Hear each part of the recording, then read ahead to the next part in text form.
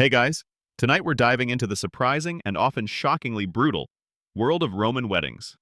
Imagine this: you're standing there, heart pounding, in a dimly lit Roman villa.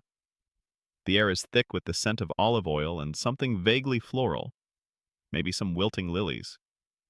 You can almost feel the scratchy wool of your tunica recta, the traditional Roman bridal dress, against your skin. The flamium, that bright orange veil, feels heavy, almost like a shroud, obscuring your vision just enough to make everything a little blurry, a little dreamlike. But this isn't some fairy tale. This isn't about Prince Charming sweeping you off your feet. Oh no. You're about to discover that your wedding day, in ancient Rome, was less about romance and more about ritual, with a touch of ancient kidnapping that might just make you grateful for modern-day engagement rings.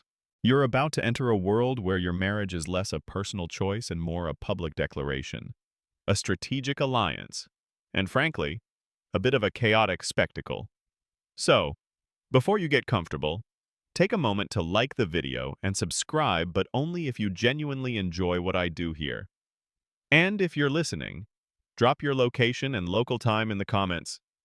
Now, dim the lights, maybe turn on a fan for that soft background hum, and let's ease into tonight's journey together. You find yourself standing on the threshold of a Roman home, not your own, but your new husband's. This isn't just a simple entrance.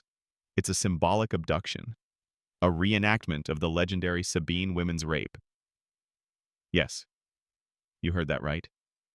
Your glorious wedding day starts with a ritualized kidnapping. You're physically dragged, or at least pretend to be dragged, over the threshold by your new husband, or perhaps his male attendants. It's meant to symbolize your resistance to leaving your family home, a final dramatic farewell to your maidenhood. You might stumble, your soulier sandals slipping on the polished stone. The crowd around you, a mix of family, friends, and curious onlookers. Murmurs and perhaps even cheers. It's a performance, a very public display, ensuring everyone understands your new status. This isn't a private, intimate moment. It's a community event, full of pomp and circumstance, designed to broadcast your transition from daughter to wife. Before this dramatic entry, the day itself was a whirlwind of rituals, some charming, others distinctly unsettling. You, as the bride, would have spent the early morning dedicating your childhood toys to the household gods, the lares and penates, symbolizing the end of your childhood. Imagine placing your favorite doll, perhaps a little terracotta figure, onto the household shrine. A bittersweet moment as you acknowledge that part of your life is irrevocably over. Your tunica recta would have been carefully selected. A long, white, sleeveless tunic, woven on an upright loom, fastened with a Hercules knot. This knot, named for the legendary hero known for his strength and numerous offspring, was notoriously difficult to untie. The idea, of course, was that only your new husband would be able to loosen it, a symbolic representation of the consummation to come. You can almost feel the slight tightness of the knot, a constant reminder of the day's ultimate purpose. Your hair, styled in a specific way known as the sex crines, would have been divided into 6 plaits using a spear-shaped comb, often made of iron. This comb, called a hosta caelibaris celibate spear, was another deeply symbolic item, linking your fertility to military conquest and virility. The whole process would have been meticulous, perhaps even painful, as your hair was painstakingly woven and secured. You'd likely be surrounded by female relatives and attendants, all fussing over your appearance, ensuring every detail was perfect. The air might be filled with their whispered advice, some comforting, some perhaps a little too blunt about the realities of married life. Then there's the flamium, that vibrant orange-red veil, the most iconic part of your bridal attire. It wasn't just for show. It was believed to ward off evil spirits, offering you protection on this momentous, vulnerable day. As it's draped over your head, the world outside might take on a warm, golden hue. or perhaps a slightly unsettling, fiery glow. This veil would be so thick, so all-encompassing, that you could barely make out the faces around you, adding to the surreal nature of the event. It's a powerful visual, a beacon in the crowd, marking you unequivocally as the bride. The formal ceremony, the deductio in domum meriti leading home of the bride, was a public procession. You wouldn't simply walk to your new home, you'd be led, escorted by a jubilant crowd. Imagine the noise flutes playing, torches flickering even in daylight, and the joyous shouts of Talasio, Talasio, this ancient chant, whose origins are debated by historians. Some say it's linked to the Sabine abduction, others to a god of marriage would follow you, a constant rhythmic sound urging you forward. You'd be holding 3 coins, one for your new husband, one for your new home's household gods, and one for the Lares of the crossroads, a small offering for safe passage. This act of carrying the coins, seemingly simple, is rich with meaning, a quiet acknowledgement of the economic and spiritual transactions taking place. As you walk, your pronuba, a matron who had only been married once and was a symbol of marital fidelity, would be by your side, guiding you.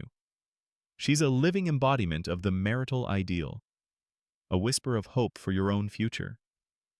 You'd be barefoot in your sandals, your feet perhaps aching from the long day, but you wouldn't show it. Every step is part of the performance. The Romans believed deeply in omens, and any stumble or mishap could be interpreted as a bad sign for your union. So, you move with a careful, deliberate grace, despite the weight of the veil and the excitement of the crowd. Once you reach the threshold of your new home, the abduction takes place. You are not to enter voluntarily. It must appear as though you are being forced. This ritual, strange as it seems to modern eyes, served a profound purpose. It symbolized the complete break from your old life, your old family, and your complete assimilation into your new husband's household. You are no longer your father's daughter in the same way. You are now your husband's wife, under his legal and social authority. It's a powerful transfer of power, played out for all to see. After being carried over the threshold, you'd be given fire and water, ancient symbols of life and purity. You would touch them, accepting your new role as mistress of the household, responsible for its hearth and home. This is more than a symbolic gesture. It's a practical acknowledgement of your domestic duties. You're not just a pretty face. You're an integral part of the household economy. You'd then be led to the atrium, the central hall, where your husband would offer you a small piece of cake, a libum, and you would share it. Another act of communal bonding. This simple act of sharing food is a powerful ancient tradition, signifying unity and the beginning of your shared life. The next part of the ceremony, known as the confarreatio, was the most traditional and formal type of Roman marriage, reserved mostly for patricians. This involved a sacred cake made of far spelt, shared by the couple.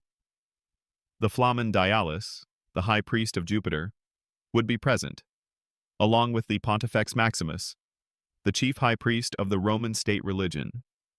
This wasn't just a party, it was a deeply religious and legally binding event.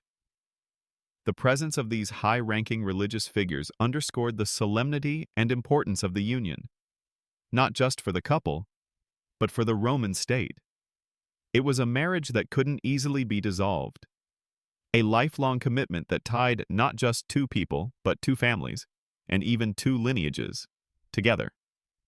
Historians still debate whether the confarreatio was strictly necessary for all patrician marriages, or if other, less formal methods were sometimes used to achieve similar legal ends. For most Roman citizens, the coemptio or usus forms of marriage were more common. Coemptio was essentially a symbolic sale of the bride to the groom, a mock purchase where she would buy herself from her father. It sounds archaic, and it was, but it gave the woman a certain legal standing, as she was technically entering the husband's household by purchase, rather than by simply being transferred. Uses was even simpler if you lived with a man for a year. You were legally considered married. The loophole, of course, was that if a woman wished to avoid becoming legally subjected to her husband's manus legal control, she could simply absent herself from the house for 3 nights out of every year. This 3 nights rule is a fascinating detail, highlighting the subtle ways Roman women could retain a degree of independence, even within a patriarchal society. You can almost imagine a young bride, on the verge of the 1 year mark, planning her strategic 3 night escape to her parents' house, a small act of rebellion in a world where her choices were often limited. After all the rituals, the public displays, and the formal pronouncements, the wedding feast, or scena nuptialis, would commence. This was a raucous affair, full of food, wine, and entertainment. You'd sit at the head table, still in your bridal finery, probably exhausted but exhilarated. The air would be filled with laughter, the clinking of cups, and the rich aromas of roasted meats and sweet pastries. Musicians would play, perhaps a lyre or a flute, and guests would offer their congratulations, some genuine, some perhaps a little too boisterous. This was the celebration, the payoff for all the earlier solemnity. It's here that the atmosphere truly shifts, from sacred ritual to joyful revelry. However, even the feast held its own ancient traditions. Guests would shower you with nuts, a symbol of fertility, hoping to ensure a fruitful union.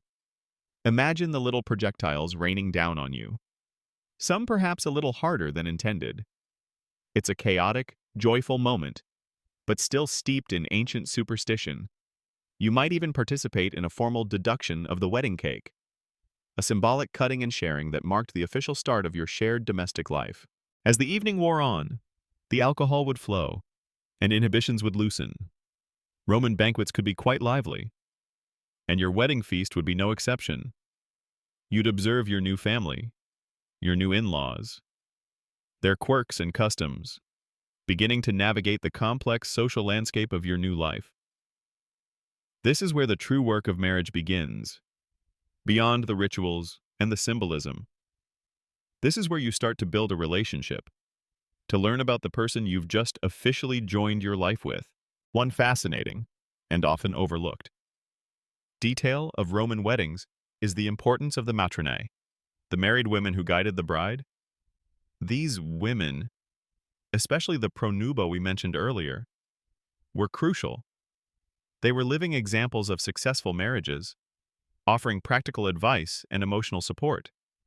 You'd watch them, observing their interactions with their own husbands, perhaps gleaning insights into your own future. They were the keepers of tradition, the silent guardians of marital customs, ensuring that every ritual was performed correctly. The Romans were incredibly superstitious, and every aspect of the wedding was scrutinized for omens. A bird flying overhead in a certain direction, a misplaced item, or even a sneeze could be interpreted as a sign of good or ill fortune. You, as the bride, would be particularly sensitive to these signs, hoping for every indication of a prosperous and happy future. This deep-seated belief in omens meant that even minor mishaps on your wedding day could cause genuine anxiety, a stark reminder of how much hung on these symbolic acts. As the night deepens, the festivities would gradually wind down. The guests would slowly disperse, leaving you alone with your new husband in your new home. The echoes of the chanting and the laughter would fade, replaced by the quiet hum of the night. You'd be left with the lingering scent of smoke from the torches, the faint taste of wine, and the profound realization that your life has changed irrevocably. This is the moment when the public performance ends, and the private reality of your marriage truly begins. You've navigated the brutal, yet incredibly rich, traditions of a Roman wedding. As the sounds of the wedding feast fade, leaving you in the quiet stillness of your new home, your attention might drift to the less celebrated, yet equally significant, aspects of your Roman bridal attire. Tonight, you're about to discover why a Roman bride's footwear was far more than a fashion statement, hinting at traditions that defy modern understanding. You kick off your soleil, the simple sandals, perhaps revealing feet that are a little sore from the day's events. But it's not just the comfort you're seeking, it's the symbolic weight of what you just took off and what you're about to put on. That truly matters. This isn't just about changing shoes. It's about stepping into a new life, quite literally, with every fiber of your being. The humble left shoe, believe it or not, held a peculiar significance in Roman wedding rituals. While there isn't a single, universally agreed upon reason, some scholars suggest it was linked to an ancient belief about good and bad omens. The left side was often associated with misfortune or ill luck in Roman superstition. So, by specifically tending to the left shoe, perhaps even placing it on first, you were, in a way, acknowledging and then attempting to ward off any potential negativity that might befall your union. It's a subtle act, easy to miss amidst the grandeur of the day, but one that speaks volumes about the Roman psyche and their pervasive sense of superstition. You can almost feel the chill of anxiety as you consider placing your foot into that sandal, hoping that this small gesture will appease the fates. Beyond the shoes, let's talk about the flammeum again, that striking orange-red veil you wore all day. It wasn't just a bold color choice. Its fiery hue was believed to evoke the color of flames, offering protection against evil spirits and ill omens. Imagine the visual impact as you processed through the streets, a beacon of vibrant color in a world often clad in more muted tones. This veil was a public declaration, a visible sign to everyone that you were a bride, under the protection of the gods and the watchful eyes of your community. It was designed to make you stand out, to mark you as sacred and set apart on your special day. The fabric itself, perhaps a fine linen or even silk for wealthier brides, would have felt light yet substantial, a constant presence around your face, shaping your perception of the world. Then there's the tunica recta. That simple, white tunic. Its very simplicity belied its profound symbolic meaning. Woven on a vertical loom, straight up and down, it represented purity, chastity, and the bride's unblemished state before marriage. It was typically ankle-length, modest, and worn without adornment, emphasizing the bride's virtue. Imagine the feeling of the rough, undyed wool against your skin, a constant reminder of the expectations placed upon you. This wasn't a garment for comfort or fashion, it was a garment for ritual, a blank canvas upon which the traditions of marriage were inscribed. The lack of intricate embroidery or embellishments drew attention away from the garment itself and towards the bride's person, highlighting her transition into a new social role. The Hercules knot, that notoriously tricky fastening on your tunica recta, deserves another moment of contemplation. Named for Hercules, the legendary hero known for his immense strength and his numerous offspring, this knot was deliberately complex. The idea was that only your new husband would be able to untie it, symbolizing the consummation of the marriage and the promise of fertility. Imagine the anticipation, or perhaps apprehension, as the day wound down and you contemplated this final, intimate ritual. It wasn't just a knot, it was a symbolic barrier, a promise, and a hopeful invocation for a prosperous family. It's a subtle yet powerful detail, embedding the very essence of marriage, procreation, and union into the bride's attire. Your hairstyle, the sex crines, with its 6 plaits, also carried deep symbolic weight, divided with a hasta caelabaris, that spear-shaped comb made of iron. It linked the bride's fertility to military conquest and virility. The spear, an instrument of war and conquest, might seem an odd choice for a bridal ritual, but for the Romans, it symbolized strength, order, and the masculine principle that would bring forth new life. The 6 plaits themselves might have referenced the 6 Vestal virgins, priestesses dedicated to Vesta, goddess of the hearth, symbolizing the bride's purity and her new role as guardian of her own household's flame.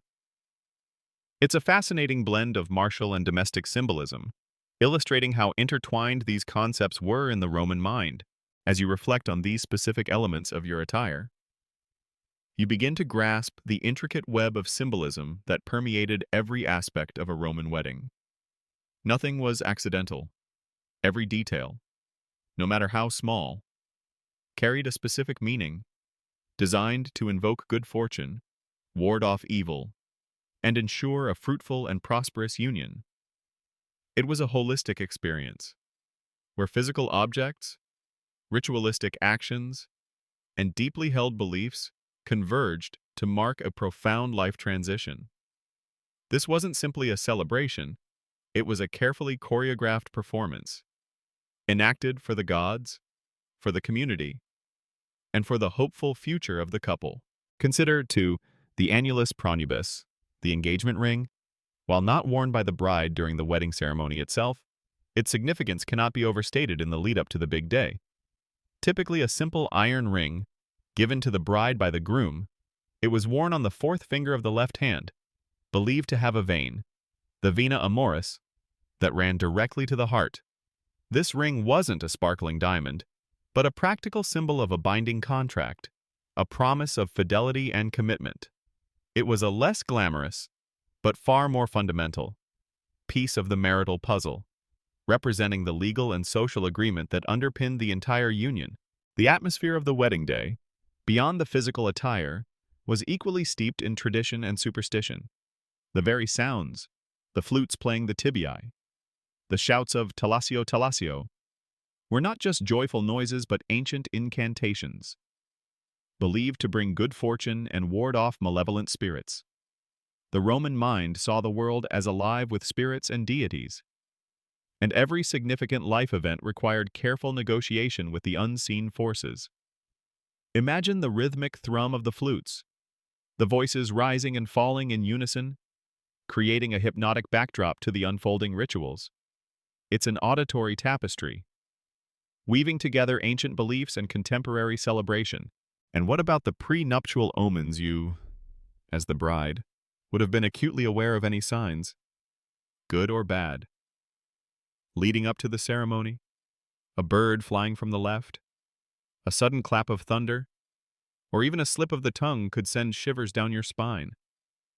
The Romans consulted augurs, priests who interpreted the will of the gods through the flight of birds or the entrails of sacrificed animals, for guidance on important matters, including marriage.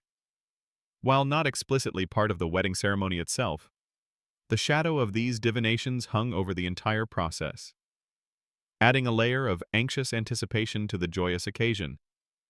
It was a constant reminder that success was not guaranteed, and the gods needed to be appeased. The exchange of vows, though less formalized than modern weddings, was no less significant. The bride would typically utter a formulaic phrase, ubi tu Gaius, ibi ego Gaia. Where you are Gaius, there I am Gaia. A simple yet powerful declaration of loyalty and shared destiny. This wasn't a long, flowery speech. It was a concise, legally binding statement, cementing your union and your commitment to your new life. It's the moment where the symbolic acts translate into spoken words, making the bond explicit. One of the less glamorous, but undeniably practical, aspects of a Roman bride's preparation involved the purification rituals.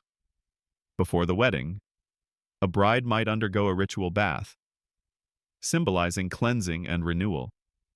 This wasn't just about personal hygiene, it was about spiritual readiness, preparing her body and soul for the sacred transition she was about to undertake. Imagine the steam, the fragrant oils, the sense of shedding the old to embrace the new. It's a quiet, intimate moment amidst the public spectacle, a pause for reflection before the grand performance.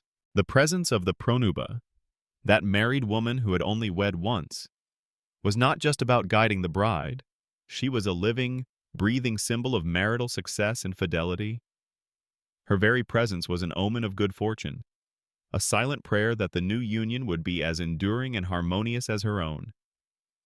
She would oversee the dressing of the bride, ensure the rituals were performed correctly, and even lead the bride to her new husband's chamber. She was the anchor in the storm of emotions and rituals, a calm, steady hand amidst the excitement. Historians still debate the precise meaning and evolution of some of these intricate Roman wedding customs. For instance, the exact origins of the Talasio chant remain a subject of academic discussion, with various theories linking it to ancient abduction myths or agricultural fertility rites. This ongoing scholarly debate reminds us that even with extensive historical records, the full richness and nuance of ancient cultures can remain elusive, leaving room for interpretation and continued discovery. The beauty of history, sometimes, lies in the questions that remain unanswered, urging us to delve deeper. As you consider the sheer number of rituals and symbolic acts involved, it becomes clear that a Roman wedding was a monumental undertaking, not just for the couple, but for their families and the entire community. It was a performance, a religious ceremony, a legal contract, and a social declaration, all rolled into one chaotic, vibrant, and utterly fascinating day. The weight of tradition, superstition, and expectation would have been immense, shaping every moment from the dawn's first light to the quiet closing of your bedroom door. The choice of flowers, too, held symbolic meaning. While not as dominant as in modern weddings, certain plants like myrtle and orange blossoms were often incorporated into garlands or arrangements, representing love, fertility, and eternal life. Imagine the delicate scent of these blossoms mingling with the olive oil and the general scent of a bustling Roman household. It's a small detail, but one that adds to the sensory richness of the experience, providing a brief moment of natural beauty amidst the elaborate, human-made rituals. So, as you finally lay down, the day's events replaying in your mind, you realize that your Roman wedding was far more than a simple union of two people. It was a complex tapestry woven from ancient beliefs, social expectations, and a deep-seated desire for prosperity and offspring. Every knot, every plait, every step across the threshold was laden with meaning, guiding you not just into a marriage, but into a new existence. The last echoes of the Talasio chant have finally faded, and the lingering scent of wine from the feast is barely perceptible. You've been abducted across the threshold, touched the symbolic fire and water, and shared the ritual cake. Now, as the soft glow of oil lamps casts long shadows across your new home, you're about to confront another, perhaps more intimate, chapter of your Roman wedding, the honeymoon, Roman style. Tonight, you'll discover that your first night as a married woman in ancient Rome reveals a surprisingly public and ritualistic affair, where privacy was a luxury rarely afforded. Forget quiet intimacy. This was still very much a communal event, steeped in tradition and observed by many, a final ceremonial act in the grand drama of your marriage. You find yourself in your new marital bedroom. But don't imagine a secluded, romantic haven.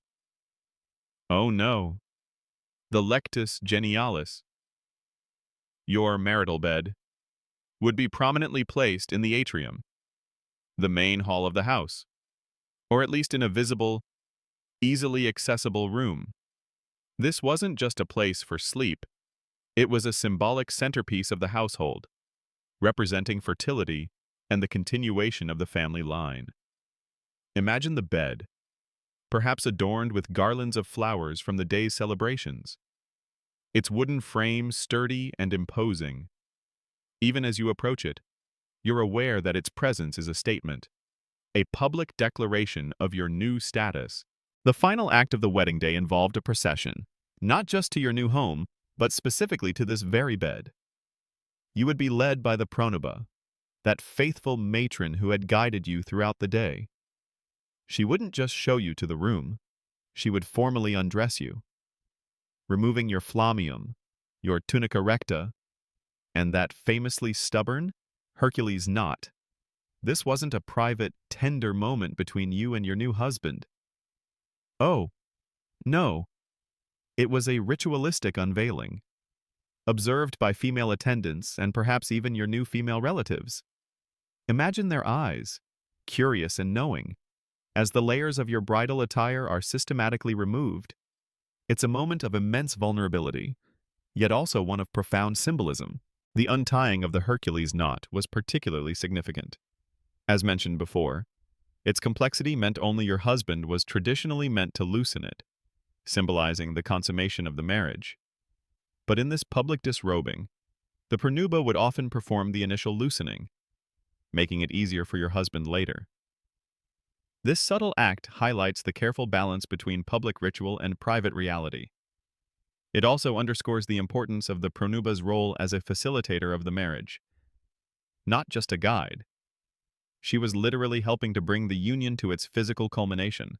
After being disrobed, you would be formally placed on the lectus genialis. Again, this wasn't a casual affair. The pranuba would physically lead you, guiding you to sit or recline on the bed. This act, too, was laden with meaning, symbolizing your transition into your wifely duties and your new role in the household.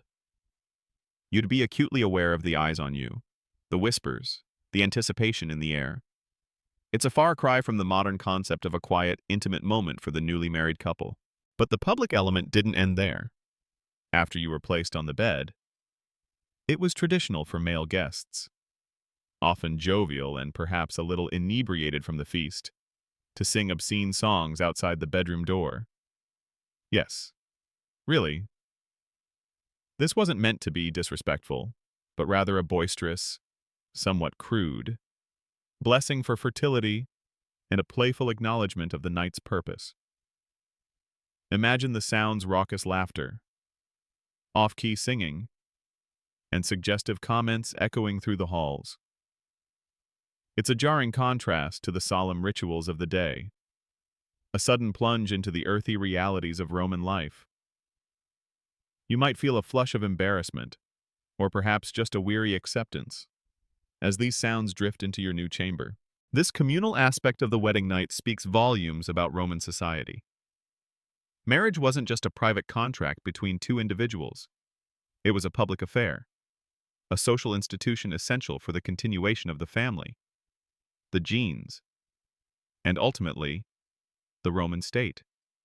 Every step, every ritual, was designed to emphasize this communal importance. Privacy, in our modern sense, was a luxury often sacrificed for the sake of tradition and public acknowledgement. Your wedding night was a performance, a final intimate act played out on a public stage, before the curtain finally fell. Once the revelers outside finally dispersed, and the last drunken songs faded into silence, a brief moment of private intimacy might finally descend upon you and your new husband. This was the point where the marriage was physically consummated, cementing the legal and social bond forged earlier in the day. For many Roman women, this would be their first sexual experience. And it's impossible to know the range of emotions they might have felt: fear, anticipation, perhaps even a sense of duty. The expectation, of course, was for procreation, to produce legitimate heirs to continue the family name and inherit its property. However, it's crucial to understand that Roman marriages, particularly those among the elite, were often less about romantic love in our modern sense and more about strategic alliances. You might be marrying someone you barely knew, someone chosen for you by your father to strengthen family ties, secure political influence, or consolidate wealth. The first night, therefore, wasn't necessarily about passionate love, but about fulfilling a social and biological imperative. This doesn't mean love never developed, of course, but it often came after the marriage, rather than being its primary foundation. The legal and social implications of this first night were profound. The consummation legally solidified the marriage, especially in forms like usus, where living together for a year made the union legally binding. It marked the definitive transition of the bride from her father's manus legal control to her husband's. This transfer of authority, while symbolized throughout the day, became fully realized with the physical union. You were no longer your father's property in the same way. You were now legally under your husband's authority. This sounds harsh, and in many ways, it was. but it also offered women a different kind of protection and security within their new household. Consider the role of the gods in this intimate setting. Even in the bedroom, Roman religious beliefs permeated the space.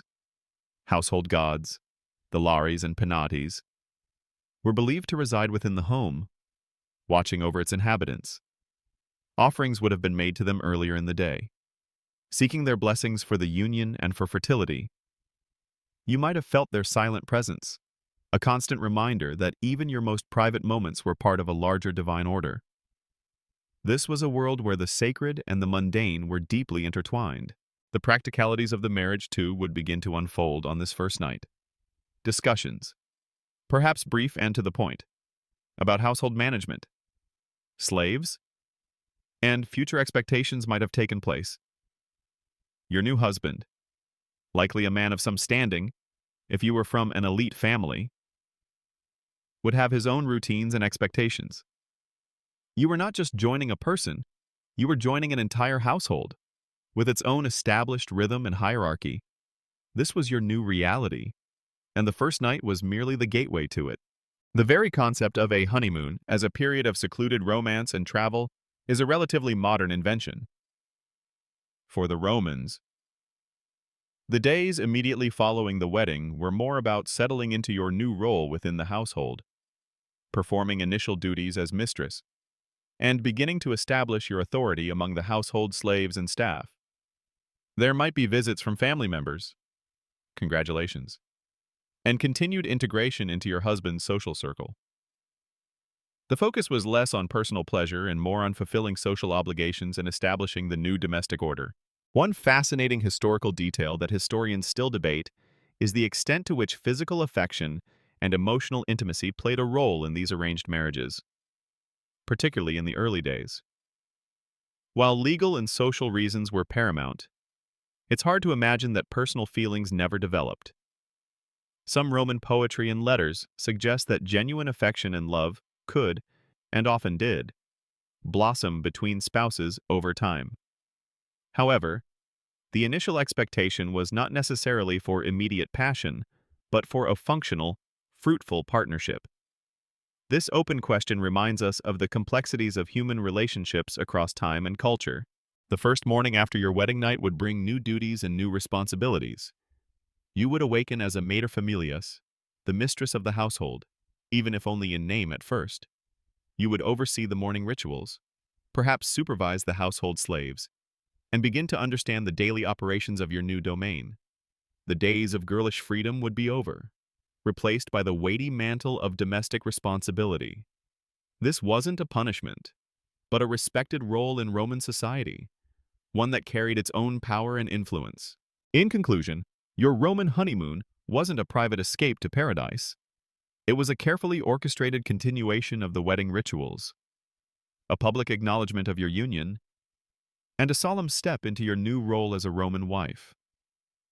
The sounds, the rituals, the expectations, all combined to create an experience vastly different from what you might imagine, yet undeniably crucial to the fabric of Roman society. You've moved from the chaotic public spectacle of the wedding day to the more intimate, yet still observed, rituals of the first night, firmly stepping into your new life as a Roman matron. You've navigated the boisterous ceremony, the ritualized abduction, and even the surprisingly public first night. Now, as the soft light of dawn filters into your new Roman home, your attention turns to the garments you wore, not just for their beauty, but for their profound symbolic power and surprising practical uses. Tonight, you're about to explore the true meaning of the flammium and other ancient garments, revealing how every thread, every fold, was steeped in history, tradition, and a society's expectations of its women. Let's revisit that flammium, that striking, fiery orange-red veil that marked you instantly as a bride. You can still feel its texture against your skin. A fine linen or perhaps a delicate silk, draped over your head and shoulders. This wasn't just a fashion statement, though it certainly stood out in the muted palette of Roman everyday wear. Its vibrant color was believed to possess protective qualities, specifically against evil spirits and ill omens that might seek to disrupt the sanctity of your union. Imagine the Romans, deeply superstitious, believing that the bright hue, akin to fire itself, could cleanse and purify, creating a sacred space around you. It was a visual shield, a public declaration of your vulnerability and your need for divine protection on this most important day. The flammeum wasn't just about warding off evil, it also served as a powerful symbol of your new status. Once married, it was rarely, if ever, worn again in its bridal form. It was a garment of transition, marking the moment you moved from maidenhood to matronhood. For a Roman woman, her hair and face were often seen as intimately connected to her modesty and virtue. The veil, by obscuring your features, emphasized this modesty, suggesting a demureness appropriate for a new bride. It's a striking image, a woman almost swallowed by a vibrant cloud of color, simultaneously protected and publicly identified. Beneath the flammeum, your hair was meticulously styled in the sexcrines, or six plaits. This wasn't a casual hairstyle you'd pick from a salon menu. No, this was a specific, ritualistic arrangement, often requiring the use of a hasta caelibaris, a spear-shaped comb typically made of iron. The spear, usually associated with warfare and masculine power, might seem an odd tool for a bridal coiffure. However, for the Romans, it symbolized fertility and the idea of conquering a husband, bringing forth new life. The six plaits themselves have been subject to much academic debate among historians. Some scholars suggest a connection to the Vestal Virgins, priestesses of Vesta who maintained their virginity and tended the sacred fire, symbolizing the bride's purity and her future role as guardian of the domestic hearth. Others link it to ancient agricultural rites, connecting fertility of the land with the fertility of the bride. Regardless of the precise origin, the sexcrines was a profound statement, a visible testament to your chastity and your readiness for motherhood. Then there was the tunica recta, the straight tunic, the very foundation of your bridal outfit. This simple, white, unadorned wool tunic was traditionally woven on an upright loom, giving it its straight name. Its purity of color and form was no accident. It symbolized the bride's virginity and unblemished character. You can almost feel the rough, undyed wool against your skin, a sensory detail that grounds you in the ancient world. This wasn't a garment chosen for comfort or style, but for its profound symbolic resonance. It served as a blank canvas, upon which the various layers of ritual and meaning were added. It was a practical garment, yet steeped in religious and social significance, speaking volumes about the value placed on female purity in Roman society. The knot of Hercules, tying the tunica recta at your waist, was another powerful symbolic element, named after the mythical hero renowned for his strength and prolific offspring. This knot was notoriously difficult to untie. The tradition dictated that only your new husband could untie it on the wedding night, symbolizing the physical consummation of the marriage and invoking the blessing of fertility. Imagine the subtle tension you might have felt throughout the day, knowing that this knot held more than just fabric together. It held the promise of your future family. It's a clever, almost playful, touch to an otherwise solemn ceremony, adding an element of anticipation to the proceedings.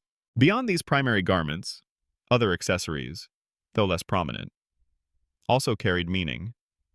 The simple souliers, or sandals, worn by the bride during the procession, were part of the practicalities of the day. Yet, even footwear could be imbued with superstition, as evidenced by the peculiar focus on the left shoe, which some believed could ward off bad omens.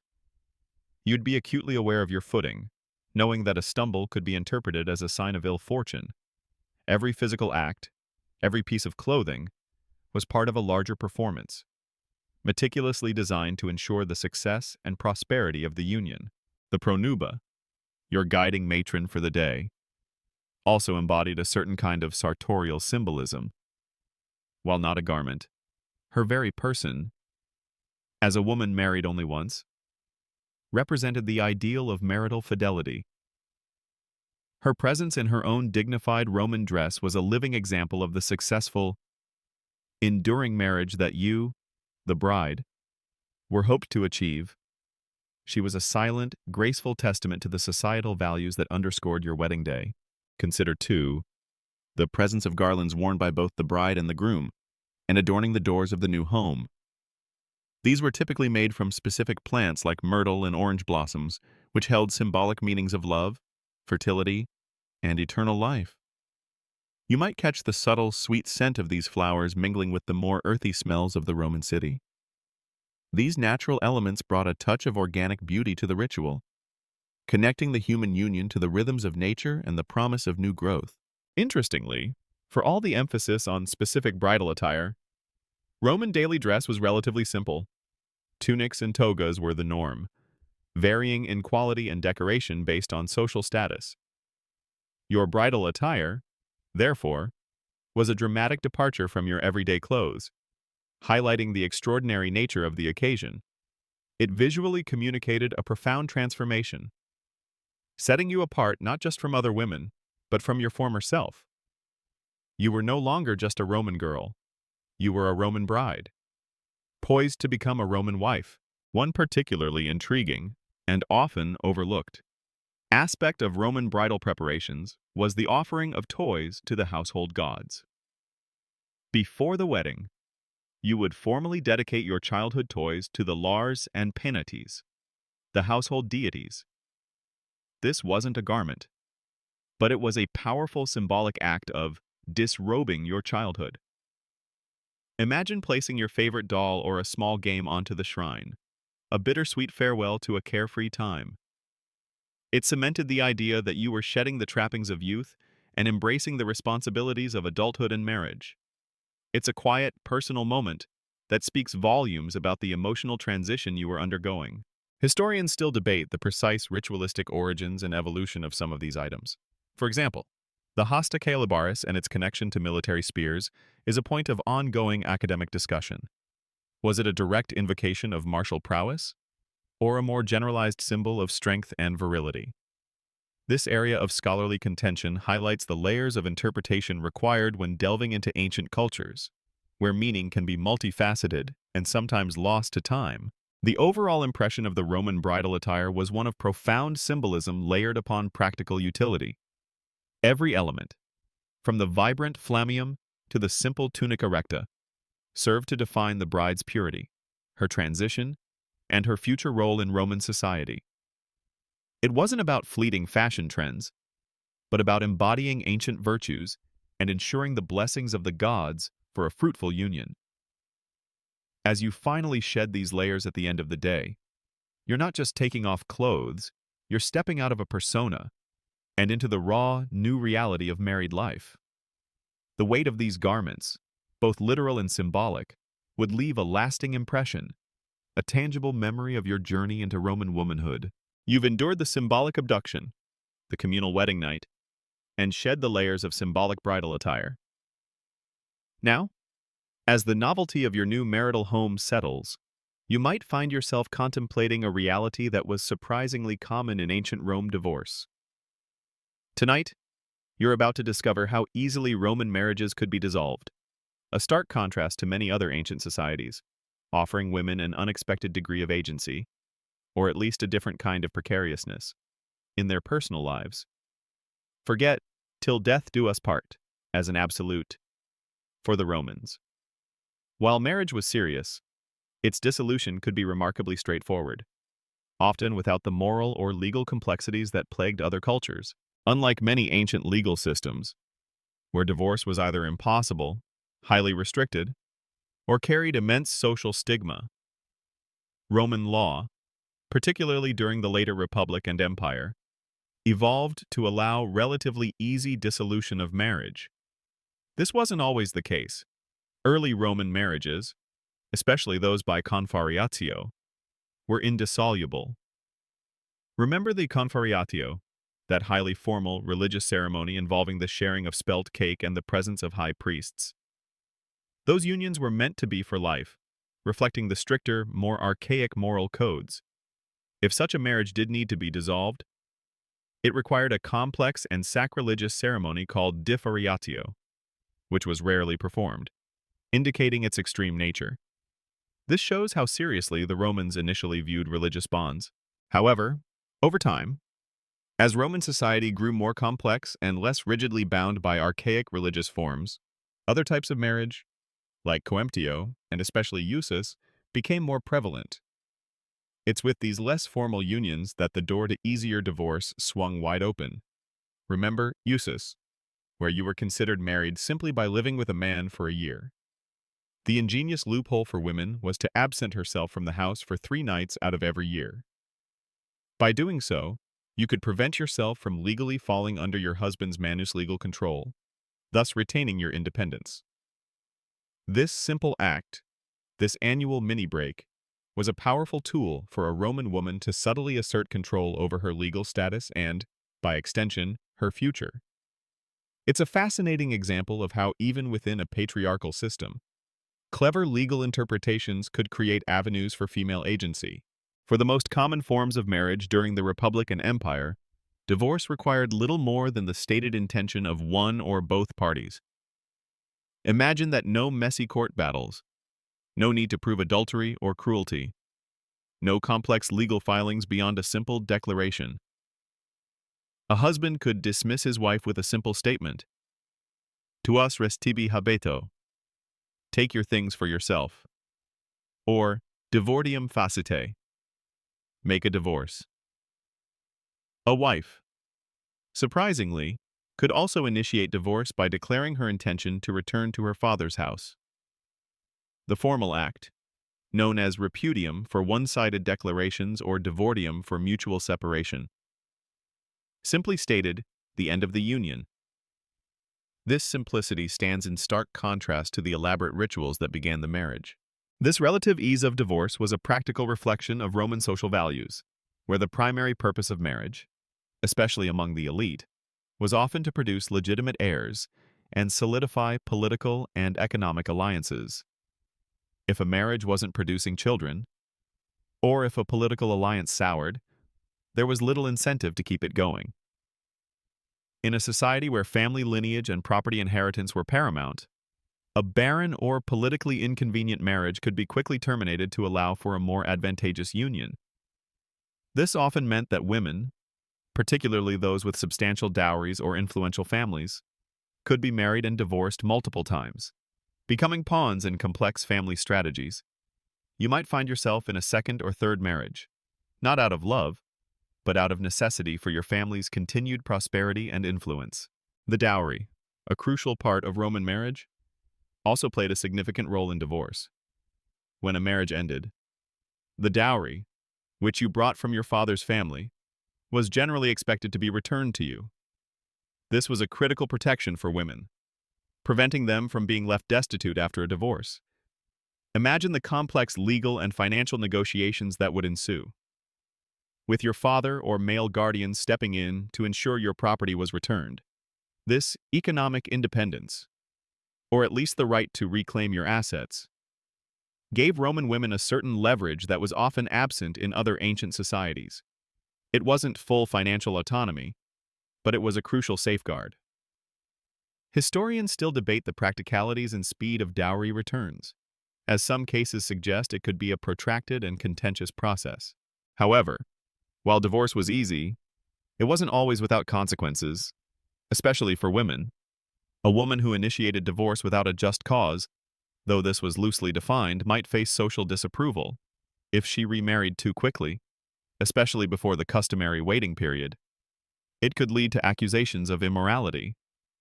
Furthermore, while the dowry was usually returned, children typically remained with the father, particularly if he held patria potesta's paternal power over them. Imagine the heartbreak of leaving your children behind. A stark reminder of the limits of a woman's agency even with liberal divorce laws. For men, particularly those of the elite class, divorce was often a tool for political maneuvering. Roman politicians frequently divorced and remarried to forge new alliances, discard old ones, or consolidate power. Julius Caesar famously divorced his second wife Pompeia after the Bonadea scandal, stating that Caesar's wife must be above suspicion. Even though she was acquitted, this wasn't about love or fidelity. It was about public image and political expediency. You might witness your husband divorcing you for a more politically advantageous match, a cold and calculated move that had nothing to do with your personal conduct. The ease of divorce contributed to a relatively fluid social landscape among the Roman elite. It meant that family structures could be less stable than in societies with stricter marital bonds. Stepfamilies were common, and individuals might have multiple sets of half-siblings. This fluidity could also lead to complex inheritance issues. As lines of descent and property rights shifted with each new marriage and divorce, you might find yourself navigating a sprawling, interconnected web of relatives, some bound by blood, others by former marital ties. While divorce was common, it's important not to overstate its prevalence among all social classes. For the vast majority of ordinary Romans, marriage was likely a more enduring, if less glamorous, partnership driven by economic necessity and shared labor. Wealthier individuals, with more to gain or lose from shifting alliances, were more likely to engage in serial monogamy. For the working classes, the economic burden of divorce and remarriage would have been far greater, making it a less common occurrence. The concept of a moral divorce, where religious or ethical considerations played a significant role, became more prominent with the rise of Christianity. Early Christian teachings often condemned divorce, advocating for the sanctity and indissolubility of marriage. This shift in moral outlook eventually led to stricter divorce laws in later Roman and Byzantine periods, moving away from the liberal practices of the Republic and early Empire. So, while you might find divorce relatively easy in this era, future generations of Roman women would face a very different, and often much harder, legal landscape. One fascinating, often overlooked aspect of Roman divorce was the role of the witnesses. For a formal divorce to be valid, it needed to be declared in front of 7 Roman citizens who could bear witness to the dissolution. This ensured that the separation was publicly acknowledged and legally verifiable, preventing future disputes over property or legitimacy of children. It's a small detail, but one that highlights the Roman emphasis on legal formality and public record-keeping, even in matters as personal as marital separation. So, as you settle into your new life, knowing the relative ease with which your marriage could end might offer a strange mix of comfort and anxiety. Comfort, perhaps, that you are not irrevocably trapped in an unhappy union. Anxiety, certainly, that your status could shift dramatically overnight, for reasons entirely beyond your control. Roman divorce, for all its brutality in separating families, also offered a unique kind of freedom and flexibility that was truly uncommon in the ancient world. You are a Roman wife, and your marital bond, while celebrated with grand ritual, could also be dissolved with surprisingly little fanfare. You've explored the grand entrance, the peculiar wedding night, the detailed garments, and even the surprising ease of divorce in ancient Rome. Now, as the initial whirlwind of your wedding settles, you begin to truly step into your new reality. Tonight, you'll uncover the daily expectations and surprising freedoms, or distinct lack thereof, for a married woman in Rome. Discovering that life beyond the bridal veil was a complex tapestry of duty, social standing, and subtle influence.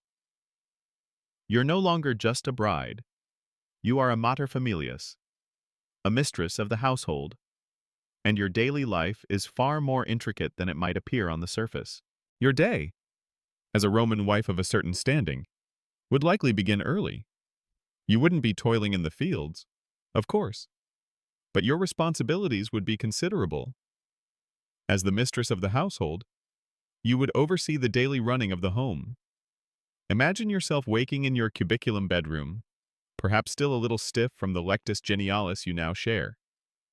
Your first order of business might be to give instructions to the household slaves. You'd manage the food supplies, plan meals, ensure the house was kept tidy, and supervise the education of your children, both your own and sometimes even those of other family members who lived under your roof. This wasn't merely decorative work. It was essential to the smooth functioning of the familia, the Roman household unit which extended beyond immediate family to include slaves and clients. You might feel a sense of quiet authority as you dole out tasks, a subtle power that comes with managing a complex domestic machine. One of your primary duties, particularly if you belong to the elite, was to produce legitimate children, especially sons. Roman society placed immense value on continuing the family line gens and ensuring proper inheritance. Your body, in many ways, was considered an instrument for procreation.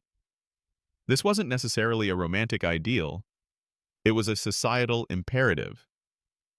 You would be expected to bear children, and to do so successfully. Infant mortality rates were incredibly high in ancient Rome, so simply surviving childbirth and raising children to adulthood was a monumental task. The pressure would be immense, a silent expectation hanging over your every action. Beyond domestic management and childbearing, your role extended to the social sphere. You would participate in social visits, attending banquets, public games, and religious festivals. Unlike women in some other ancient cultures, Roman women of good standing were not confined to the home. You could go out, accompanied by slaves or family members, and interact with others in public spaces. Imagine yourself dressed in a finely draped stola, a formal dress worn over a tunic, perhaps adorned with jewelry, as you navigate the bustling forum or attend a play in the theater. This freedom was a notable characteristic of Roman society, allowing women a visibility that was rare in the ancient world.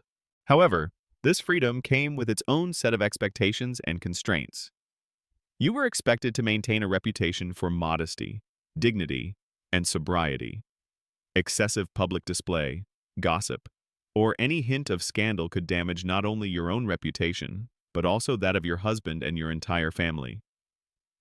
The watchful eyes of Roman society were always upon you. You were a walking billboard for your family's honor, and any transgression reflected poorly on them.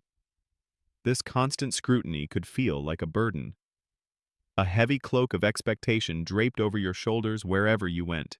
Your education, if you were from an elite family, would have prepared you for these roles. You would have learned to read and write, to manage accounts, and perhaps even studied Greek, music, or literature. This intellectual grounding allowed you to be an informed companion for your husband, capable of engaging in intelligent conversation and assisting him in managing his affairs. You might spend afternoons reading scrolls in your villa's library, or perhaps discussing philosophy with a learned guest. This intellectual engagement was a quiet freedom, a personal space for growth and thought, even amidst your many duties. For Roman women, weaving was not just a practical skill, it was a highly valued virtue, particularly for the mistress of the house. Even noble women were expected to engage in spinning and weaving, symbolizing their industriousness and dedication to the household. Imagine the rhythmic whir of the spindle, the soft feel of wool or linen between your fingers. It was a tangible connection to the traditional Roman virtues, a way to demonstrate your worth and contribution to the family's economy and comfort. Even if you had slaves to do the bulk of the work, participating in this activity yourself was a mark of honor and diligence. Historians still debate the extent to which elite women actually wove versus simply supervised, but the ideal remained powerful. Your influence, while largely confined to the domestic sphere, was not insignificant. As mater familias, you managed the slaves, administered the household budget, and often played a crucial role in your children's upbringing and moral education. You might hold significant sway over your husband's decisions, offering counsel and advice in private. Many Roman wives were astute political advisors to their husbands, using their social networks and keen intellect to further their family's interests. This subtle power, exercised behind the scenes, was a core aspect of a Roman wife's daily life. You might find yourself quietly steering a conversation, offering a strategic piece of information, or subtly influencing a decision, all without overt displays of authority. The Roman patron-client system also directly impacted your daily life. Your husband, as a prominent Roman citizen, would have clients who relied on him for support, legal assistance, or even daily food handouts. You, as his wife, would interact with these clients, perhaps dispensing small favors, mediating disputes, or simply receiving their daily greetings.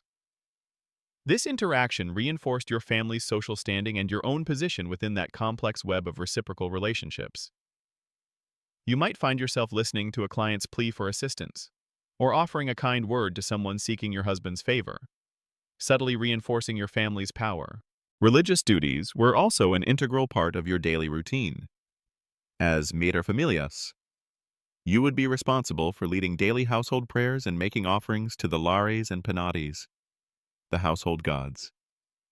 Imagine lighting incense before the small shrine in your atrium, murmuring prayers for the well-being of your family.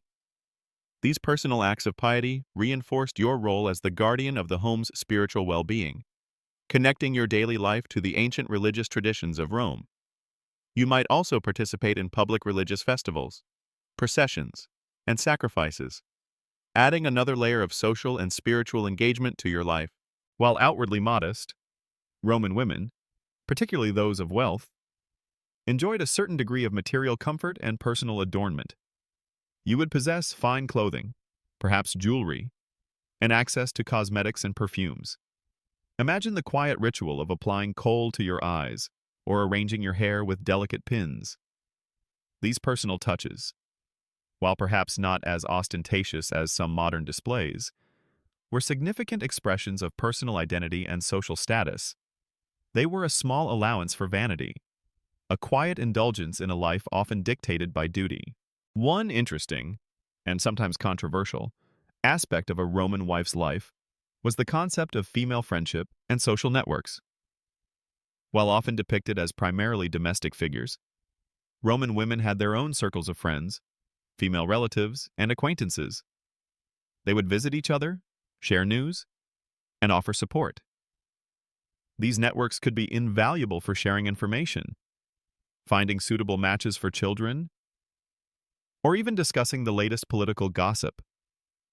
It was a powerful, informal system of support and influence, often operating beneath the male-dominated public sphere. You might spend an afternoon with a close friend, sharing stories and laughter, a respite from the more formal aspects of your life. Despite the relative freedom to move in public, Roman law generally maintained women as perpetual minors, legally under the tutela guardianship of a male relative, first their father, then their husband, or a designated male guardian. This meant you couldn't, for example, sign major contracts or conduct significant financial transactions without the consent of your male guardian. This legal constraint was a constant underlying reality, a reminder that while you had agency within your household, your legal personhood was often circumscribed. This is a point of academic debate among historians. How much real power did women, particularly wealthy ones, actually exercise despite these legal limitations? The answer often lies in the subtle ways they navigated the system. So, your daily life as a Roman wife, particularly if you were from a prominent family, was a vibrant blend of responsibility, social engagement, and a continuous performance of societal ideals. You were the manager of a complex household, the bearer of future generations, a quiet advisor, and a public representative of your family's honor. You lived within a framework of tradition and expectation, but within that framework, you forged a life of purpose, influence, and surprisingly, a unique kind of freedom. You've settled into the rhythms of your Roman household, mastering the daily duties and navigating the social expectations. Now, let's turn to a concept that was absolutely central to your marriage and, indeed, to your very identity within Roman society, the dowry. Tonight, you're about to uncover how your wealth, or lack thereof, played a pivotal role in your Roman marriage, shaping not just your status but your future, and often dictating the terms of your union in ways that might seem cold and calculating to modern sensibilities. Forget romantic notions. This was often about financial security and strategic advantage. The dowry, or dose, was not merely a gift. It was a substantial transfer of property from your father or male guardian to your husband upon marriage. This property could include land, money, slaves, jewelry, or other valuable assets. Its primary purpose was to help your husband bear the financial burden of your shared household and to provide for you and your future children. Imagine the enormous sum, perhaps a chest full of coins or a deed to a valuable estate, being formally handed over. This wasn't a private transaction. It was a public declaration of wealth and a significant economic commitment. Crucially, the dowry was not given to your husband outright as his personal property to do with as he pleased. While he managed it during the marriage, the underlying legal principle was that the dowry was ultimately meant to be returned to you or to your family. Upon the dissolution of the marriage, whether through divorce or your husband's death, this critical legal protection was a cornerstone of Roman marriage and a major factor in the relative independence of Roman women compared to their counterparts in many other ancient societies. It prevented you from being left destitute if your marriage ended. This unique aspect of Roman law is a point of ongoing fascination for historians, as it offered women a significant degree of financial security. The size of your dowry was a direct reflection of your family's wealth and social standing. A larger dowry signaled a more prestigious family, and therefore, a more desirable bride. It could significantly enhance your husband's status and economic power, potentially funding his political ambitions or simply bolstering his family's fortune. Imagine the discussions that took place between your father and your prospective husband's family, not just about your character or beauty, but about the precise value and composition of your dues. These negotiations were often protracted and intense, as both sides sought to maximize their advantage. You were, in essence, a valuable asset in a complex financial transaction. A substantial dowry also gave you, as the wife, a certain leverage within your marriage. If your husband mismanaged your dowry, or if he behaved unjustly, your family could threaten to demand its return, which would be a significant financial blow to him. This threat, even if unspoken, could be a powerful tool for maintaining your dignity and ensuring fair treatment. You might not have had direct legal power, but the financial consequences of your family reclaiming your dose gave you an indirect influence over your husband's conduct. Conversely, if you came from a less wealthy family, your dowry might be modest or even non-existent. This could limit your marital prospects, as elite Roman men often sought brides who could bring significant financial contributions to the marriage. A woman without a substantial dowry might be relegated to marrying a man of lower status, or might even remain unmarried, facing a precarious economic future. The dowry system, while offering protection to some, also created a clear economic hierarchy among women. The management of the dowry during the marriage was complex. Your husband had the right to use the income generated from your dowry property, but he was generally not allowed to alienate, sell, or give away the dowry land without your consent, especially if it was fundus dotalis dotal land. This distinction was vital. It meant that while he could benefit from your assets, he couldn't permanently dispose of them. It was a careful balance between your husband's control and your ultimate claim to the property. You might periodically review accounts, or have your father's financial agents keep an eye on your dowry's performance, ensuring it was being managed responsibly. In cases of divorce, the return of the dowry was a crucial process. If the wife initiated the divorce without just cause, her husband might be entitled to retain a portion of the dowry as a penalty. However, if the husband initiated the divorce, or if the wife had just cause, such as his infidelity or abuse, though proving these could be difficult, the full dowry was typically returned. This could be a contentious and drawn-out legal battle, often involving lawyers and magistrates. Imagine the stress and anxiety of such a process, as your future financial security hung in the balance. The dowry was so central that it even influenced the types of marriages. Remember the usus form of marriage, where you became legally married after living with a man for a year. If a woman wanted to avoid falling under her husband's legal control manus, and thus retain more control over her own property, she could deliberately absent herself from his house for 3 nights out of every year. This 3 nights rule was often explicitly used by women who brought substantial dowries, ensuring their assets remained under their own family's legal oversight and were easier to reclaim if the marriage failed. It's a remarkable example of how a legal loophole could empower women with significant wealth. The dowry also served as a sort of insurance policy for you. The wife, if your husband died, your dowry would be returned to you, providing for your future livelihood, especially if you had no adult sons to support you. This was a vital safety net in a society without state welfare or widespread private insurance. You might find yourself a widow, relying entirely on the return of your dowry to maintain your standard of living and provide for your younger children. However, the dowry system also had its downsides. It could sometimes lead to a woman being seen primarily as a financial asset rather than an individual. Marriages could be arranged solely for the sake of acquiring a large dowry, rather than for compatibility or affection, and for families without significant wealth. Raising a dowry for daughters could be an immense burden, sometimes leading to infanticide or exposure of female infants. This harsh reality underscores the brutal economic pressures that permeated Roman society, even in matters of love and family.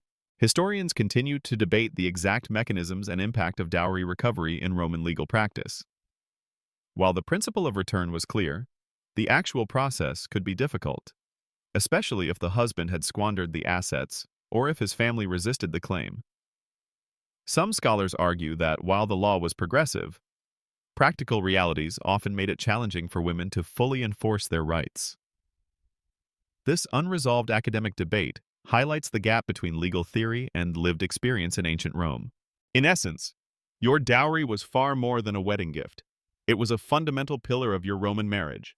It was your financial security, your family's contribution to your new household, and a powerful tool of influence. It shaped who you married, how you lived, and what happened if your marriage dissolved. You were not just a bride, you were an economic entity, and your dowry was your financial anchor in the turbulent waters of Roman family life. You've immersed yourself in the daily rhythms of Roman domesticity and understood the vital role of your dowry. Now, let's peel back another layer of your Roman marital experience and gaze upon the vast, often cold, landscape of power and politics. Tonight, you'll see how even the most intimate Roman unions were often strategic alliances, with love taking a backseat to family ambition, and where your very existence as a Roman wife became a pawn in a larger game of influence and control. Forget romance. This was about securing legacies and cementing power. In ancient Rome, especially among the patrician and wealthy plebeian families, marriage was rarely a matter of personal affection alone. It was primarily a tool for forging and maintaining political alliances, consolidating wealth, and enhancing social prestige. Your marriage, in many ways, was less about your happiness and more about the collective advancement of your genes, your extended family or clan. Imagine your father, perhaps a senator or a wealthy landowner, meticulously calculating the benefits of various marital matches, weighing dowries, political connections, and the potential for a powerful lineage. You were a valuable piece on his elaborate chessboard. For men, a well-chosen marriage could unlock new political opportunities. Marrying into an influential family could provide access to powerful patrons, secure votes in elections, or even lead to lucrative military commands. Conversely, a poor marital choice, or one that alienated a powerful family, could derail a promising career. You might find yourself married to a man whose family was allied with yours, their combined influence forming a formidable bloc in the Roman Senate or local politics. Your shared dinner table might often be filled with discussions of political maneuvering, gossip about rivals, and strategies for advancing your husband's career. For you, as the bride, your role in these strategic alliances was often passive, yet profoundly impactful. Your social connections, your family's name, and your dowry all contributed to your value as a prospective bride. You were expected to be dutiful, to produce legitimate heirs, and to conduct yourself in a way that brought honor, not shame, to your husband's house. Your actions, whether in the privacy of your home or in public, reflected directly on your husband's standing. A scandal involving you could ruin his reputation, and by extension, his political career. The pressure to maintain an impeccable public image would have been immense, a constant weight on your shoulders. Consider the fluidity of marriage and divorce among the Roman elite, which we discussed earlier. This wasn't merely a reflection of legal flexibility, it was a symptom of this political calculus. When an alliance soured, or a new, more advantageous connection presented itself, divorces were swift and strategic. You might witness your own husband discarding a previous wife for a new, more politically valuable bride. Or conversely, you might be married off to a new man after your current husband's political fortunes waned. This meant that emotional attachments, if they formed, were always vulnerable to the shifting winds of Roman power plays. It was a brutal aspect of elite Roman life, where personal lives were often sacrificed for political gain. The children born of these unions were, of course, the ultimate stakes in this political game. Sons, especially, were crucial for continuing the family name, inheriting property, and eventually embarking on their own political careers. Daughters could be used as future marital assets, to forge new alliances in the next generation. The pressure to produce male heirs was immense, and the inability to do so could sometimes lead to divorce, as a husband might seek a more fertile wife to ensure his legacy. You would feel this unspoken pressure constantly. Every pregnancy a hopeful anticipation. Every son born a small victory for your family's future.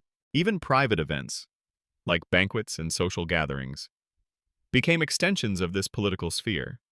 As materfamilias, you would host or attend these gatherings, where crucial alliances were solidified, rumors spread, and favors exchanged. You would learn to read the subtle cues, to understand who was rising and who was falling, and to navigate the complex social hierarchy. Your ability to charm, to subtly influence conversations, and to maintain an extensive network of contacts could be invaluable to your husband's career. You might find yourself engaging in polite but pointed conversations, gathering information, or subtly advocating for your husband's interests, all while maintaining an air of effortless grace. The Roman concept of auctoritas, prestige or influence, and dignitas, reputation or honor, were paramount for elite Roman men. Their marriages directly impacted these qualities. A wife from a noble, ancient family brought dignitas to her husband, even if her dowry was modest. A wife known for her piety and modesty enhanced his auctoritas. Conversely, a wife perceived as immodest, extravagant, or rebellious could undermine his standing. Your personal conduct, therefore, was not merely a matter of personal virtue, but a vital component of your husband's public image and political success. You were constantly aware of the eyes upon you, measuring your worth, judging your every move. The most famous examples of this intersection of power and marriage come from the late Republic and early Empire, when figures like Pompey, Caesar, and Augustus used marriage as a primary tool for statecraft. Pompey married Julia, Caesar's daughter, to solidify their uneasy alliance. Augustus arranged numerous marriages for his female relatives to bind powerful families to his new regime. These were not love matches, they were political calculations on the grandest scale, shaping the very course of Roman history. You might have witnessed such machinations firsthand, understanding that your own marriage, however humble, was part of a similar, if smaller, tapestry of ambition. Historians often debate the extent to which Roman women themselves became active participants in these political games, beyond being mere pawns. While legally limited, many prominent women, through their intelligence, social connections, and influence over their husbands and sons, wielded significant informal power. Livia Drusilla, Augustus's wife, is a prime example, famously influencing state affairs from behind the scenes. This academic discussion highlights the nuanced reality of female power in Rome, often indirect, often subtle, but undeniably present. Even the naming conventions reflected this political dimension. Your children would bear your husband's family name, ensuring the continuation of his genes, your own identity, while retaining a connection to your birth family, would largely be absorbed into your husband's. This symbolic absorption reinforced the idea that your marriage was about integrating two family lines, with your husband's lineage taking precedence. The Roman ideal of concordia, harmony, or agreement within marriage was often held up as a virtue, but it was frequently overshadowed by the pragmatic realities of power and ambition. While some couples undoubtedly found genuine affection and partnership, the underlying current of political calculation was ever present, especially at the highest echelons of society. You might strive for harmony within your marriage, but you would always be aware that the larger political currents could, at any moment, disrupt your personal life. So, as you go about your daily life as a Roman wife, managing your household and raising your children, remember that your intimate world is inextricably linked to the vast, ambitious, and often brutal arena of Roman power and politics. Your marriage is not just a personal bond, it is a strategic alliance, a testament to your family's influence, and a silent, yet powerful contribution to the ever-shifting landscape of Roman ambition. You are a player in this grand game, even if your moves are subtle and often unseen.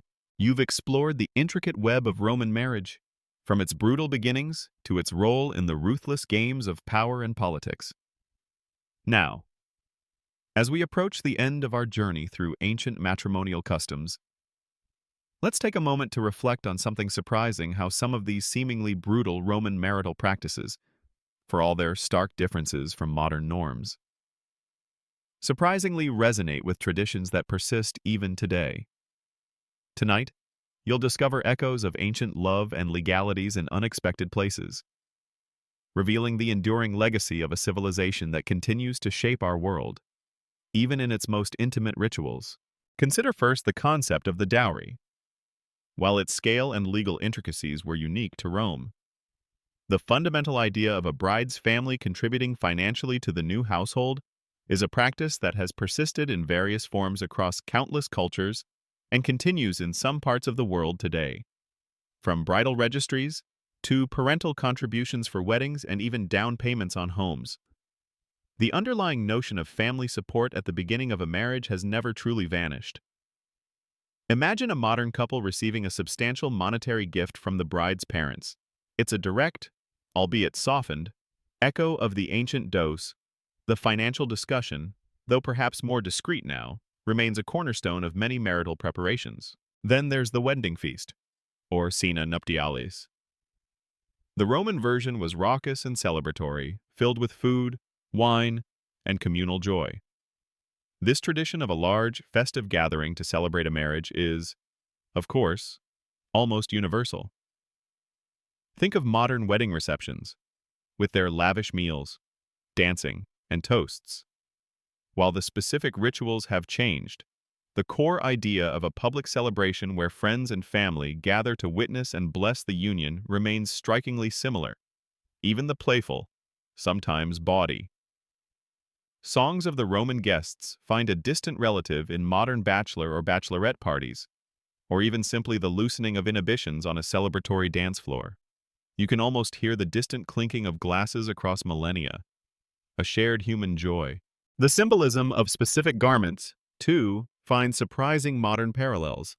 While the vibrant flammeum and the tunica recta are long gone, the concept of specific bridal attire as a marker of purity, transition, and special status endures.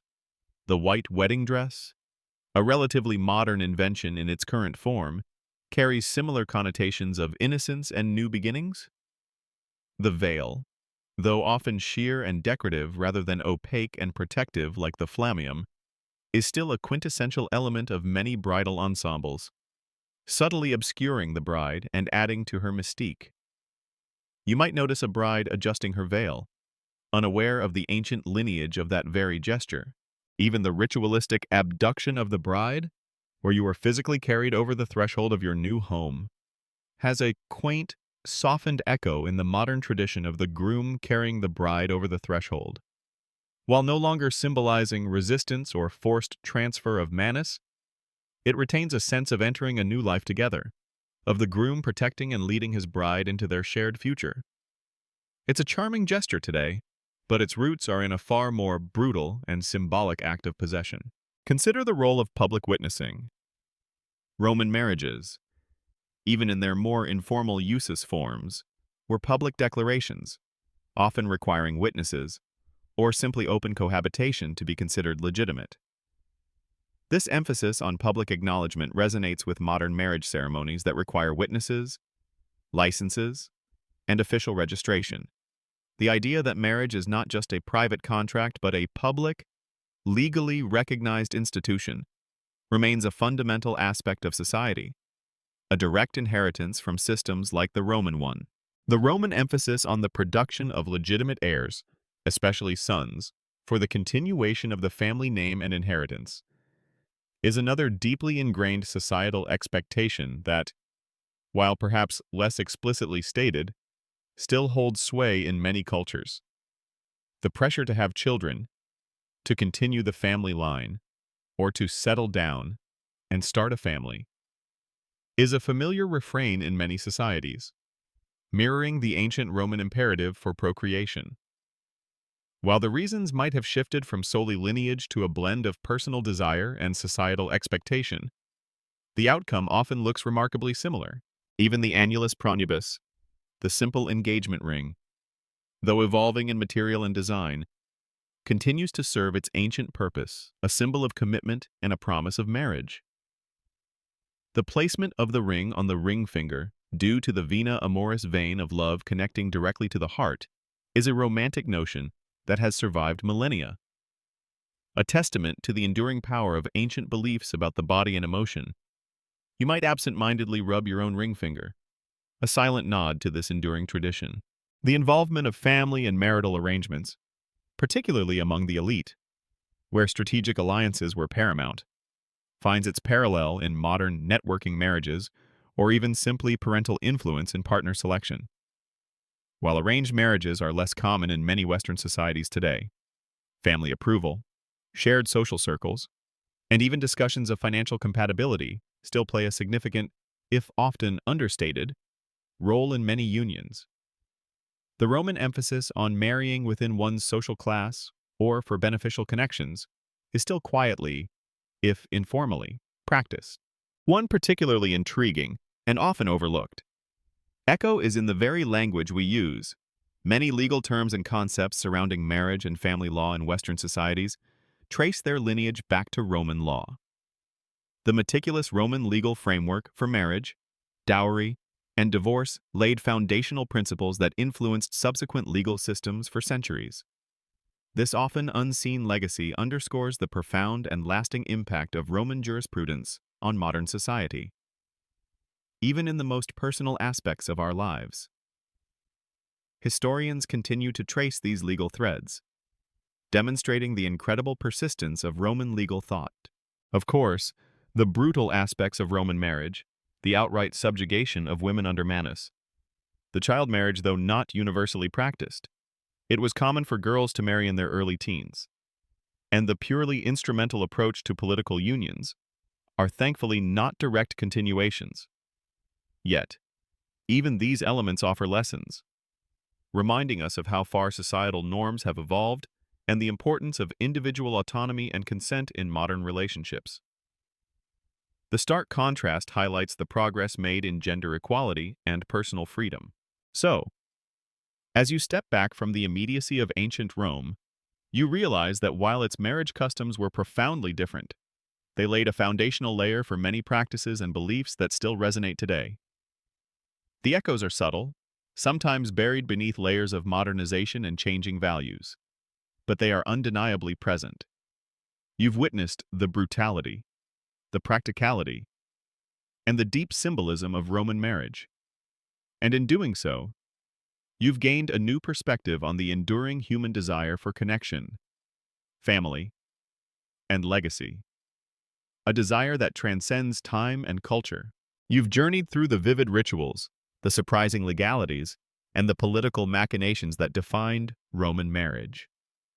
Now, as the torchlight of ancient Rome begins to dim, and the murmurs of the bustling city fade into the quiet of the night, we arrive at the final whispers of enduring unions. Tonight, You'll ponder the lasting legacy of these brutal yet fascinating matrimonial customs and their subtle influence on future generations. Understanding that while the specifics of Roman love and law may seem alien, their echoes resonate in the very fabric of how societies continue to bind individuals and families together. Consider the fundamental Roman emphasis on family continuity gens. This wasn't just about having children, it was about ensuring the survival of a lineage, a name, a tradition, and the passing down of property and status through generations. This deep-seated desire for legacy, for something to outlast the individual, is a powerful human drive that finds its roots in ancient societies like Rome. Even today, families celebrate births, marriages, and anniversaries as milestones in their ongoing story, a subtle continuation of the Roman imperative to maintain the family line. You might look at an old family photo, seeing the faces of ancestors, and realize you are part of a continuous narrative, much like a Roman citizen tracing their lineage back through illustrious ancestors. The Roman legal framework, for all its patriarchal leanings, also laid critical groundwork for future legal systems, particularly in the West.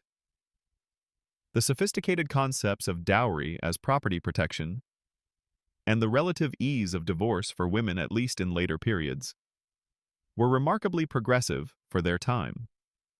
While not perfect, these legal innovations offered women a degree of financial and personal agency that was rare in the ancient world.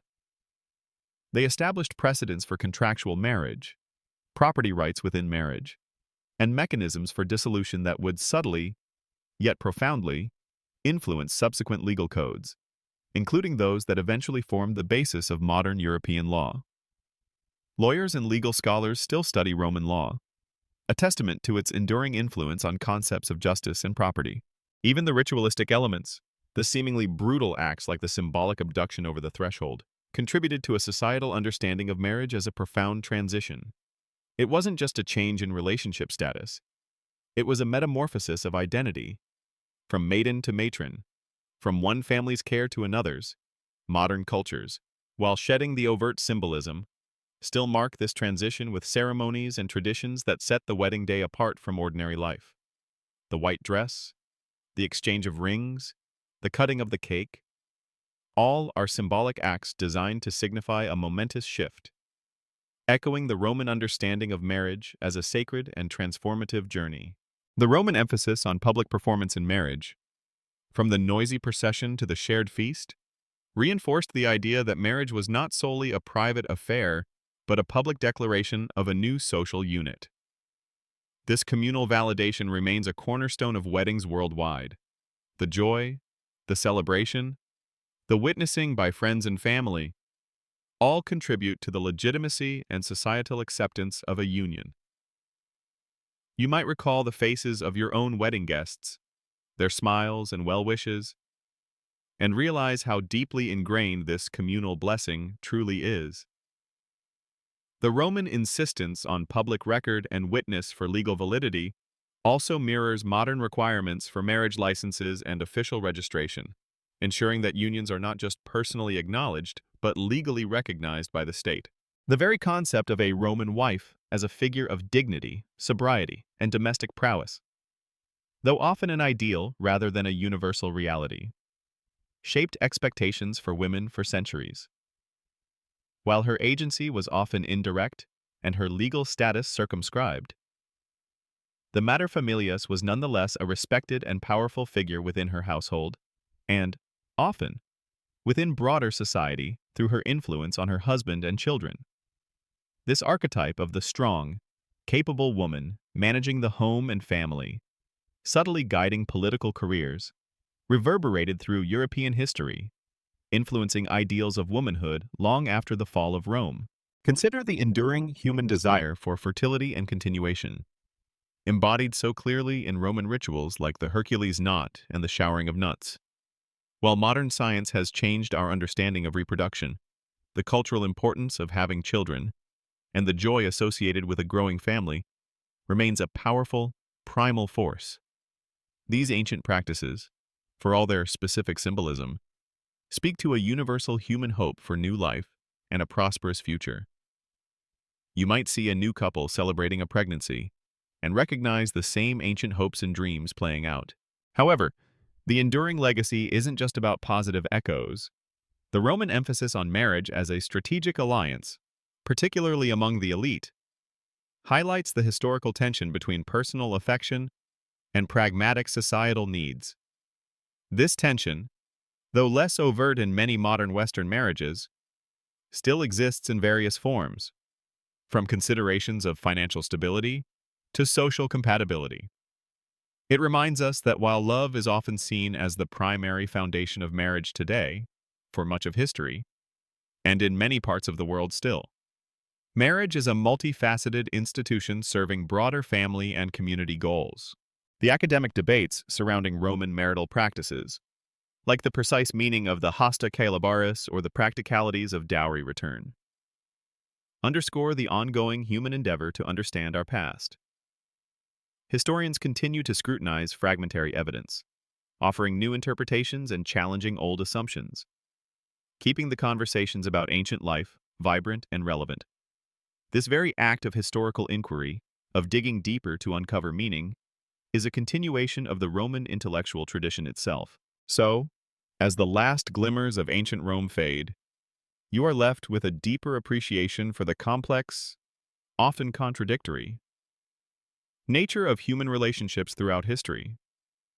The brutal aspects of Roman marriage, its rigid social structures, its instrumental approach to alliance, its explicit patriarchy serve as powerful reminders of how far societies have evolved, yet the enduring themes of family, legacy, transition, and communal celebration continue to shape our lives, connecting us across millennia to those Roman brides and grooms who, in their own time, navigated their vows under the watchful eyes of their gods and their community. The whispers of their unions, their hopes, and their traditions continue to resonate in the quiet corners of our own lives.